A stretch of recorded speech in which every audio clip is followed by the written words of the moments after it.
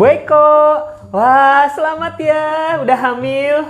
Iya Bu Imran, terima kasih. Saya juga kaget semalam Bu. Terus udah periksa belum ke dokter Bu? Belum Bu, tapi mulai bisa periksa gitu kapan ya Bu? Saya pengen banget USG. Nanti aja lah Bu. Lagian katanya nggak boleh sering-sering loh USG. Nanti bayinya kena radiasi. Dokter Niko, tolong.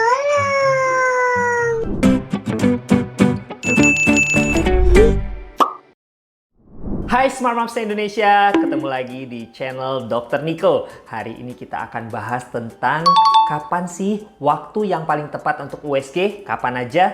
Yuk kita simak di video ini. Sebelum kita lanjut, kita bahas dulu apa sih alat USG itu. Alat USG kepanjangannya nih ultrasonografi. Nah, diambil dari kata sonar. Sonar itu adalah gelombang suara seperti yang terdapat di kapal selam. Jadi Smart Moms nggak perlu khawatir karena USG menggunakan gelombang suara dan tidak memiliki radiasi. Jadi tiap hari USG pun nggak ada masalah kok. Yang penting tidak menggunakan Doppler karena panas. Nah, USG ada yang 2D, kemudian berkembang jadi 3D, sekarang 4D. Bedanya apa sih? Kalau 2D ya jelas hanya dua plane, hitam dan putih. Yang 3D kita menggunakan pengukuran 3 sudut XYZ, tetapi tidak live. Nah, sekarang yang 4D sudah banyak yang live. Jadi begitu ditempel, kita udah bisa lihat tuh, si bayinya juga ikut bergerak. Fungsi USG pada kebidanan dan kandungan sebenarnya satu, untuk menentukan kelainan pada kasus-kasus ginekologi. Kedua, untuk memantau perkembangan janin. Sekarang kita bahas nih, kapan waktu yang tepat untuk USG. Sebenarnya, pada saat Smart Moms sudah mengetahui Smart Moms hamil, itu sebaiknya segera melakukan USG untuk mengkonfirmasi apakah Smart Moms benar-benar hamil dan kehamilan Smart Moms ada di dalam kandungan atau di luar kandungan. Kemudian, kita akan memantau perkembangan janin di trimester pertama pada saat usia kehamilan sekitar 10-14 minggu, di mana di usia 10-14 minggu itu kita sudah bisa melihat nucleotranslucensi yang menunjukkan kemungkinan adanya Down syndrome kalau lebih dari 2,5 mili. Nah, kemudian apalagi yang kita bisa lihat di 10-14 minggu? Ya, di usia kehamilan 10-14 minggu kita akan melihat usia kehamilan yang paling akurat. Mengapa? Karena rentang ukurnya cuma sekitar 3-5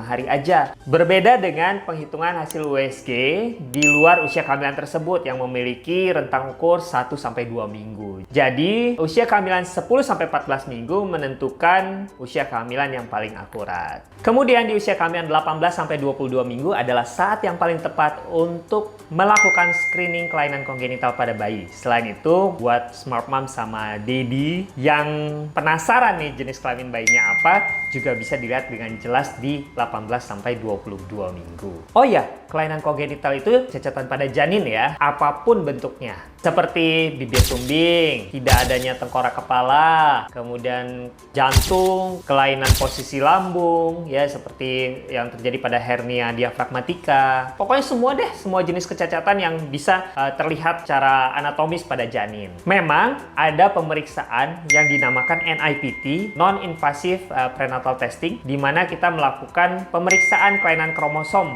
atau kelainan genetik pada janin di usia kehamilan paling cepat 10 minggu melalui darah ibu. Penasaran pengen tahu tentang NIPT? Nanti kita bahas. Tungguin aja ya videonya. Belum selesai, Smart Moms juga harus melakukan USG kembali di usia kehamilan 28-32 minggu. Untuk apa? Untuk menentukan posisi janin. Nah, disinilah janin tidak lagi berputar-putar seperti pada usia kehamilan di bawah 28 minggu. Di sini kita sudah bisa menentukan apakah janin posisinya sungsang, letak kepala, atau lintang. Dan sejak kehamilan 28 minggu, Smart Moms juga bisa menentukan letak plasenta, di mana letak plasenta itu apakah dia menutupi jalan lahir atau tidak. Walaupun sebenarnya dari usia kehamilan sejak 24 minggu pun kita sudah bisa mulai mengira-ngira bahwa plasenta ini menutupi jalan lahir atau tidak. Tapi jangan khawatir, apabila didapatkan posisi janin yang tidak sesuai atau tidak normal, Smart Moms sudah bisa mulai melakukan treatment atau terapi seperti sujud atau knee chest position sejak usia kehamilan 28 minggu ini untuk memperbaiki posisi janin Smart Moms supaya kepala berada di bawah.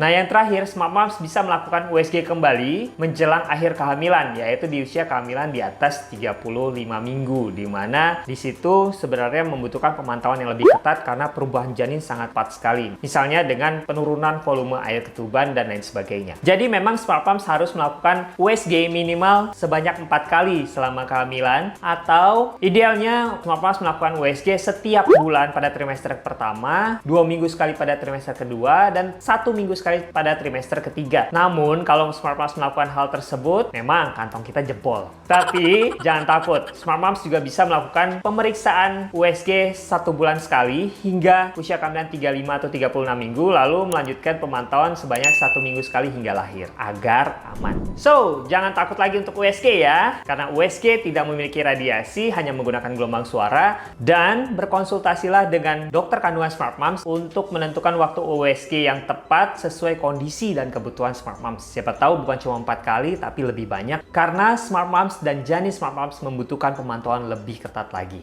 Gimana? Paham kan? Paham kan? Kalau Smart Moms masih punya pertanyaan lagi, jangan khawatir, tulis aja di kolom komentar atau kunjungi Instagram saya di Nicholas_SPOG.